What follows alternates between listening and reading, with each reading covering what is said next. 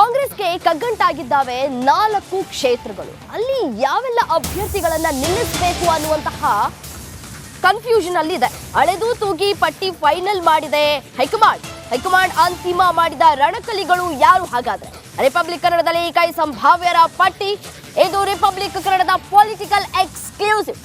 ಕಾಂಗ್ರೆಸ್ಗೆ 4 ಲೋಕ ಕ್ಷೇತ್ರಗಳು ಕಗ್ಗಂಟಾಗಿದ್ವು. ಇದೀಗ ಹೈಕಮಾಂಡ್ ಅಂತಿಮ ಮಾಡಿದೆ.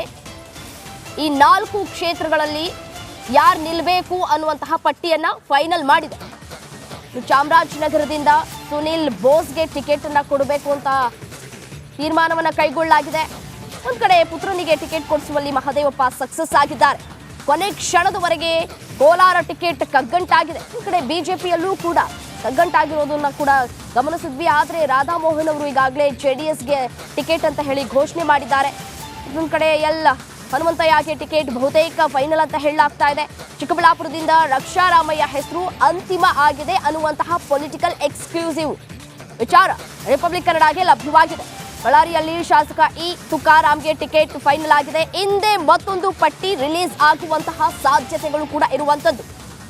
4 ಲೋಕ ಕ್ಷೇತ್ರಗಳು ಒಂದು ಕಡೆ ಕಾಂಗ್ರೆಸ್ಗೆ ಕಗ್ಗಂಟಾಗಿತ್ತು. ಇದೀಗ ಅಳೆದು ತೂಗಿ ಪಟ್ಟಿಯನ್ನ ಫೈನಲ್ ಮಾಡ್ತಾ ಇದೆ ಹೈಕಮಾಂಡ್.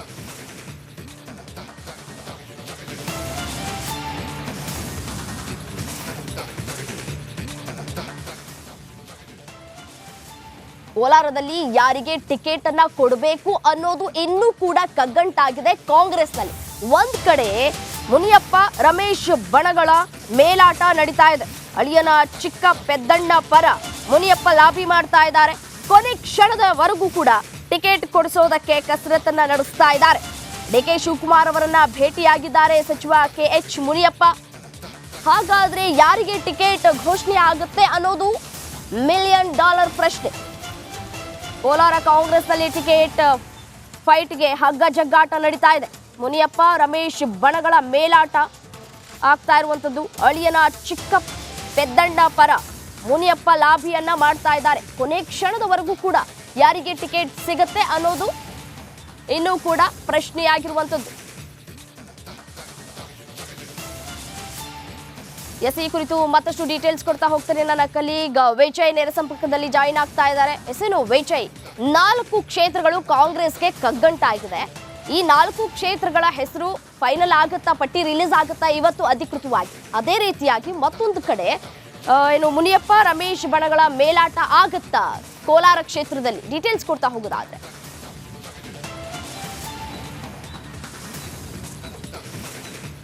ಖಂಡಿತವಾಗ್ಲೂ ರಮ್ಯಾ, 4 ಲೋಕಸಭಾ ಕ್ಷೇತ್ರ ಪೆಂಡಿಂಗ್ ಇಟ್ಟಿರುವಂಥದ್ದು ಒಂದಷ್ಟು ಗೊಂದಲ ಜೊತೆಗೆ ಆಯ್ಕೆ ಮಾಡುವಲ್ಲೂ ಕೂಡ ಸಾಕಷ್ಟು ಕೂಡ ಅಗ್ಗಜಗಾಟ ಆಗಿರುವಂಥದ್ದು. ಅದು ಬಳ್ಳಾರಿ, ಚಾಮರಾಜನಗರ ಮತ್ತು ಚಿಕ್ಕಬಳ್ಳಾಪುರ, ಕೋಲಾರ. ಅದು ಬಹಳ ಪ್ರಮುಖವಾಗಿ ಕೋಲಾರ ಲೋಕಸಭಾ ಕ್ಷೇತ್ರ ಸಾಕಷ್ಟು ಇಕ್ಕಟ್ಟಿನ ಪರಿಸ್ಥಿತಿಗೆ ಸಿಲುಕಿರುವಂಥದ್ದು. ಅಲ್ಲಿ ರಮೇಶ್ ಕುಮಾರ್ ವರ್ಸಸ್ KH ಮುನಿಯಪ್ಪ ನಡುವಿನ ಶೀತಲ ಸಮರ ಅನ್ನೋದಕ್ಕಿಂತ ಬಹಿರಂಗ ಸಮರ, ಅವರಿಬ್ಬರ ನಡುವಿನ ಒಂದು ಬಣಗಳ ಜಗ್ಗಾಟ ಏನಿದೆ ಅದು ಕಾಂಗ್ರೆಸ್ ಹೈಕಮಾಂಡ್ಗೆ, ಕಾಂಗ್ರೆಸ್ಗೆ ಇಕ್ಕಟ್ಟಿನ ಪರಿಸ್ಥಿತಿಗೆ ಸಿಲುಕಿರುವಂಥದ್ದು. ಯಾಕಂದ್ರೆ KH ಮುನಿಯಪ್ಪ ಅವರ ಅಳಿಯನೇ ಪರವಾಗಿ ಟಿಕೆಟ್ಗೆ ಒಂದು ಲಾಬಿಯನ್ನು ನಡೆಸ್ತಾ ಇರುವಂಥದ್ದು. ಇದರ ಬೆನ್ನಲ್ಲೇ ಕೂಡ ರಮೇಶ್ ಕುಮಾರ್ ಯಾವುದೇ ಕಾರಣಕ್ಕೂ ಕೂಡ ಅವರ ಕುಟುಂಬದವರಿಗೆ ಟಿಕೆಟ್ ಕೊಡಬಾರ್ದು ಅಂತ ನೇರವಾಗಿ ಎಚ್ಚರಿಕೆಯನ್ನು ಕೊಟ್ಟಿರುವಂಥದ್ದು. ಒಂದು ವೇಳೆ ಏನಾದರೂ ಕೂಡ ನಮ್ಮ ಮಾತನ್ನ ಮೀರಿ KH ಮುನಿಯಪ್ಪ ಅವರಿಗೆ ಏನಾದರೂ ಮಣೆ ಹಾಕಿದ್ರೆ ನಾವು ಯಾರು ಕೂಡ ಕೆಲಸ ಮಾಡೋದಿಲ್ಲ ಅಂತ ರಮೇಶ್ ಕುಮಾರ್ ಬಣದವರು ಎಚ್ಚರಿಕೆಯನ್ನು ಕೊಟ್ಟಿರುವಂಥದ್ದು, ಬಂಡಾಯದ ಸಂದೇಶವನ್ನು ರವಾನೆ ಮಾಡಿರುವಂಥದ್ದು.